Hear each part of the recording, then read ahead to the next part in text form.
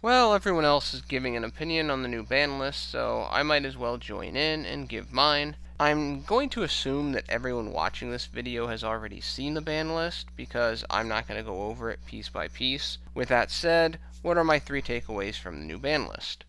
Number 1, what were my disappointments? Obviously, everyone has their own disappointments with the list. Let's get mine out of the way. Carta Demise was not banned, or at least limited. Seraph Knight was not banned.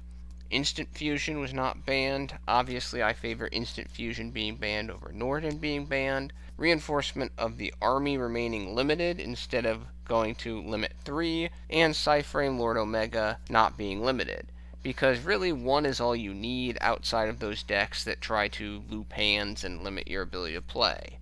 Overall, though, my biggest disappointment is there was nothing surprising or even in a sense ballsy with this list. Thunder King 2 was not surprising and does nothing for me in either a positive or negative way. Banning Kaiser is definitely fine with me. Basically, though, all of the changes outside of Kaiser were rather predictable, and they don't really do much to change the top decks if the community takes 5 seconds to really think about how the changes affect the decks. Outside of maybe pendulums. While I don't think there's anything wrong with this list, I'm not sure it really accomplishes what the ban list is supposed to accomplish. What I would have done is make some more meaningful, at least in my opinion, hits on the top decks, like I did in my Let's Make a Deal discussion, and at least I would have had a couple of banned cards come off the list for testing to see if they were still too powerful or it was time for them to join the game. Of course, I think Konami should do some form of unbanning every new ban list, just in a sense to get players to look forward to it just for that alone. For example, Performapal, Damage Juggler, I hate saying this because I'm not a fan of it, but Rescue Cat, El Shaddoll Construct, Metamorphosis, Pot of Avarice, Super Polymerization, Time Seal, and Trap Dust Shoot are certainly cards that could be tested at 1 without the community instantly shouting, "Oh god, no!" like we kind of did with Snatch Steal. We all knew Snatch Steal was not going to end well, but it was good that we saw that, yeah, Snatch Steal is still way too powerful. We need to do that more. I want to see significant change when the ban list comes calling. This change just was not significant enough for my tastes. Number 2. Cosmo is still Tier 1. While the hits to Emergency Teleport and Stormforth are annoying, they do little to really hurt the deck outside of a small reduction in OTK efficiency. The loss of 2 copies of Dark Destroyer is meaningful, but it is not like Destroyer is some Nami monster. If these hits were the only thing that occurred to affect Cosmo deck design on the ban list, then Cosmos probably fall from Tier 1 to Tier 1.5. For Cosmos still have Cosmo Town at 3, Eclipser at 3 to take over for Dark Destroyer a little, Forerunner at 3 to also help take over with Dark Destroyer, Wicked Witch at 3, Tin Can at 3, Farm Girl at 3, Cosmojo at 3, Scarecrow at 3, etc., etc. However, that's not what happened. With Allure of Darkness and Gold Sarcophagus now at 3, the overall level of speed and efficiency of Cosmos is actually increased. Whether this was by design or accident, do not expect to see Cosmos abandoned over the next few months by smart duelists who like to play Cosmos, especially the original no tin can version. Basically, Konami dropped the power level of Cosmos slightly, but increased its speed and efficiency to a higher level relative to that power drop. One does wonder if Tin Can will see more or less play now with Dark Destroyer at 1 and Emergency Teleport at 1, because now building a Graveyard Recursion deck around Tin Can is more inconsistent because there's 1 less card in the deck to get Tin Can on the field. However, some may panic with Dark Destroyer at 1 and feel dumping it to the graveyard via Tin Can is the better strategy. For me, no Tin Can Cosmos at worst broke even off of this list, and at best got a little bit better. So Konami made a Tier 1 deck better with what they did on the ban list. Number 3. Monarchs are not even remotely dead. The idea that Monarchs are dead is laughable. Monarchs still have numerous weapons that allow them to compete in what will become the future meta. Let's look at what was hit. The first hit, Stormforth to 1. This surprised me a little, for I thought Stormforth would only be semi-limited. The loss of Stormforth, though, is minor as long as Prime continues to exist. The second hit, Aether to 1.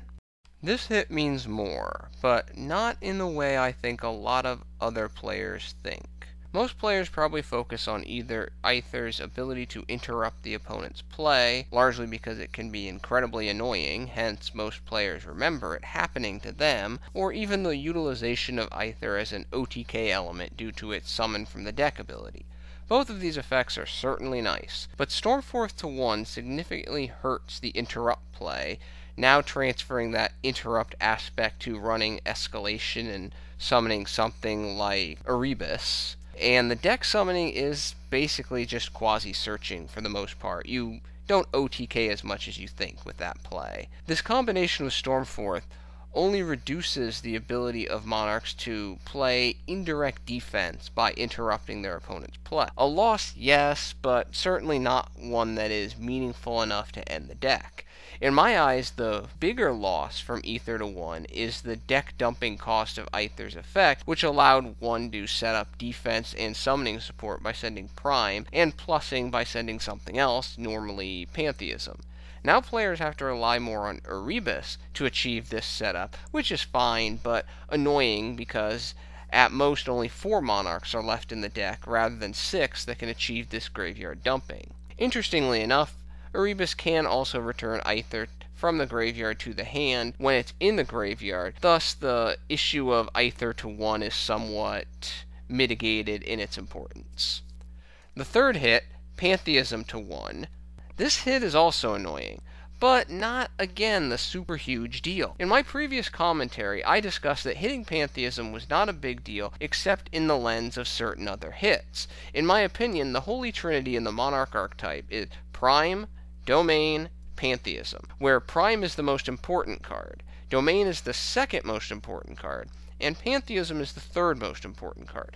Prime is important because it provides an anti-OTK defense for the deck, produces almost costless tribute fodder, and provides some draw power on its own when used actually as a trap. Domain is important for reducing the costs associated with summoning Monarch and allowing Monarchs to attack over almost anything, in addition to shutting down the extra deck in no extra deck builds for a lot of rogue decks. Pantheism is relevant for consistency, but only that, and can be somewhat replaced by a card like Trade-In.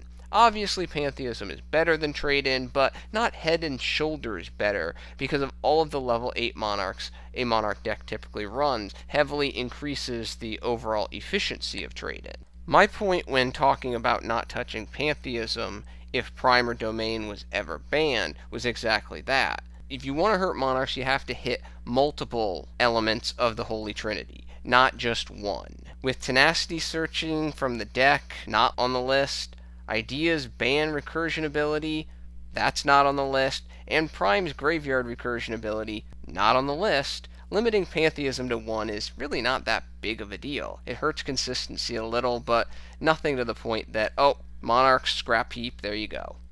Overall, Monarchs are only dead if players allow the popular commentators to tell them that they're dead. For when actually studying and playing the deck, while the limits hurt, that goes without saying, Monarchs still have plenty of competitive juice left, and with Domain and March remaining untouched, it can still be lockdown annoying to most of the decks in the game.